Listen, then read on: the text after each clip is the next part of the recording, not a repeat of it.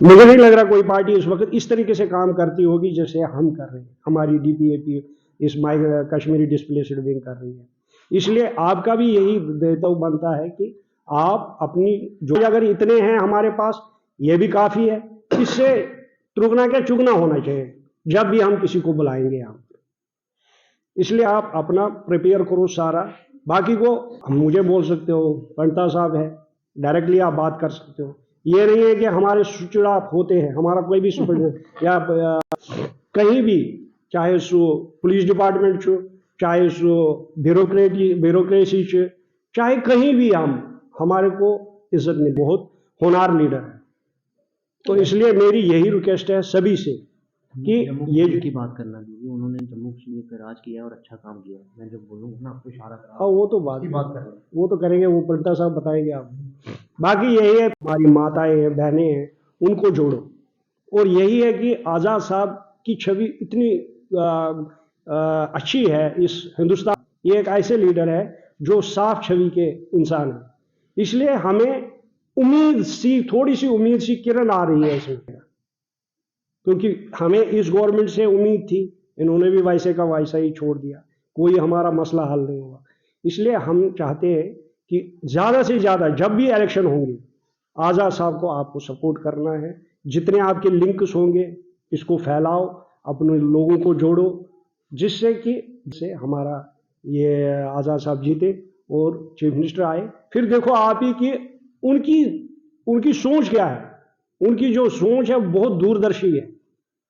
परसों में एक बात पर उनका इतना, क्या बोलूं मैं, दोबारा आप माइग्रेंट हो, तो उसकी दूरदर्शा वहां से ही मुझे पता चले कि आज़ाद साहब की सोच कश्मीरी पंडितों के प्रति क्या है।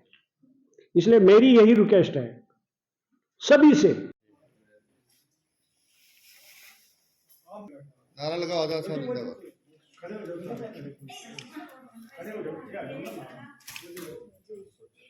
डीपीएपी जिंदाबाद, डीपीएपी जिंदाबाद, आज़ाद साहब जिंदाबाद, आज़ाद साहब जिंदाबाद, आज़ाद साहब जिंदाबाद, डीपीएपी जिंदाबाद, डीपीएपी जिंदाबाद, डीपीएपी जिंदाबाद, आज़ाद साहब जिंदाबाद, आज़ाद साहब जिंदाबाद, आज़ाद साहब जिंदाबाद।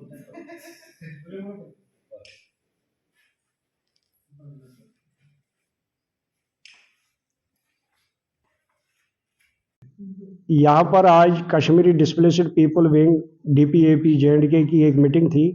इसमें ये महिलाओं की मीटिंग थी।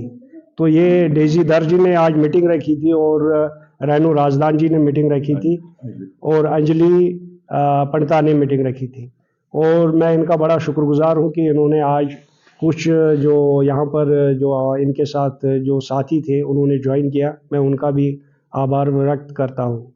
आज जो नया हमारा जो मकसद था मीटिंग का कि कुछ जो हमने डीपीएपी में आज तक जो हमने कश्मीरी डिस्प्लेस्ड विंग के जो हमारी विंग है, इसके नाते जो आज तक इस साल हमने काम किया था उसका विवरण इनके सामने दे दिया जगटी में खाली। और इसमें हमारे नगरोटा के हमारे जो सेक्रेटरी साहब है, जो स्टेट के सेक्रेटरी हैं हमारे इस विंग के, रविंद्र सिंह जी, वो भी बैठे थे। तो बाकी हम इसमें सारे जगटी के ही थे, जो जगटी में रहते हैं, जगटी के रहने वाले हैं। तो आज हमारी ये जो मीटिंग है बहुत ही अच्छे वातावरण में चली और कुछ जो हमारी माताएं हैं और बहनें हैं उन्होंने यहाँ पर आज इस पार्टी में ज्वाइन भी किया, मैं उनका भी शुक्रगुजार करता हूँ।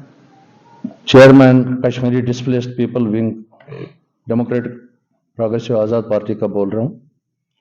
आज हमने महिला विंग की मीटिंग बुलाई थी जिसमें स्टेट लेवल के भी थे, डेजी दर है महिला विंग प्रेसिडेंट और अंजलि पंडिता है यहाँ यूनिट प्रेसिडेंट और रेनू राजदान है स्टेट जनरल सेक्रेटरी और हमारे प्रेसिडेंट साहब थे संजय दर जी, नवीन गोसाई यूथ प्रेसिडेंट और जनरल सेक्रेटरी राजकुमार तिक्कू और नगरोटा से टीआरटी से रविंद्र सिंह सेक्रेटरी और हमारे चरणजीत सिंह जो पब्लिसिटी सेक्रेटरी है।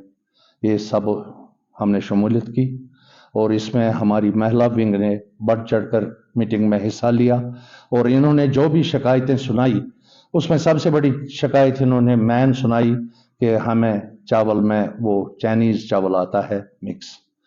और इस ज़मन में हमने actually food and supply director से बात की है और उन्होंने आश्वासन दिया है कि इस सिलसिले में हम तहकीकात करेंगे। और मैंने अपनी महिला विंग से रिक्वेस्ट की कि अगर आपको लगता है इस बारे में प्रोटेस्ट करने के लिए तो अगली संडे तक हमें बताइए और संडे को इस नाकस चावल जो मिक्स आता है इसके बारे में प्रोटेस्ट करिए।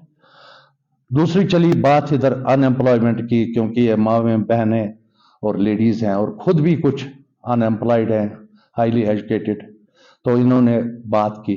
तो इस ज़िम्मन में हमने सर्वसमिति से एक फैसला किया कि हम पहले हर एक कैंप का स्टेज वाइज, जो एजुकेशनली स्टेज वाइज जो अनएम्प्लॉयड यूथ हैं और ओवर एज यूथ है उनके लिए एक कैंप लगाएंगे आने वाली संडे को, जो इस संडे के बाद दूसरी संडे आई, और उसमें बाज़ाब्ता हम एडवर्टाइज करेंगे, क्योंकि डोर डोर ये डाटा कलेक्ट करना बहुत मुश्किल है। इसलिए हम कंपेन करेंगे, 3-4 टेबल लगाएंगे, 3-4 जगह जगटी में, टीआरटी में, मुट्ठी में। और मैंने महिला विंग से खास करके रिक्वेस्ट की कि आप बढ़ चढ़कर उस कंपेन में हिस्सा ले लो, ताकि हम एक रेडी रेकनर बनाएंगे डाटा का, अनएम्प्लॉयड यूथ का, हाईली एजुकेटेड यूथ का और जो ओवरेज यूथ है, ताकि हम गवर्नमेंट के सामने पेश करेंगे अपनी पार्टी की तरफ से कि डीपीएपी में मैं नवीन यूथ प्रेसिडेंट डीपीएपी यूटी। मैं शुक्रिया अदा करना चाहता हूं अपने चेयरमैन साहब का, जिन्होंने एक मौका दिया है हमें काम करने के लिए। आज जो हमारी मातृशक्तियाँ आई थी, हमारी बहनें आई थी, उनकी कुछ शिकायतें थी और हमने सुनी, वो कुछ शिकायतें सुनी हमने, जो भी हमने उनकी बातें सुनी, हमने उनसे आश्वासन किया है कि जो भी उनकी प्रॉब्लम्स है हम जितना हमसे हो सकेगा वो हम सॉल्व करेंगे। जैसे हमारी अवरेज यूथ, हमारी मातृशक्ति पढ़ी लिखी हैं, उन्होंने बोला कि मैं, हमारे पास इतनी डिग्री है, हमारा क्या फ़ायदा पढ़ लिख के।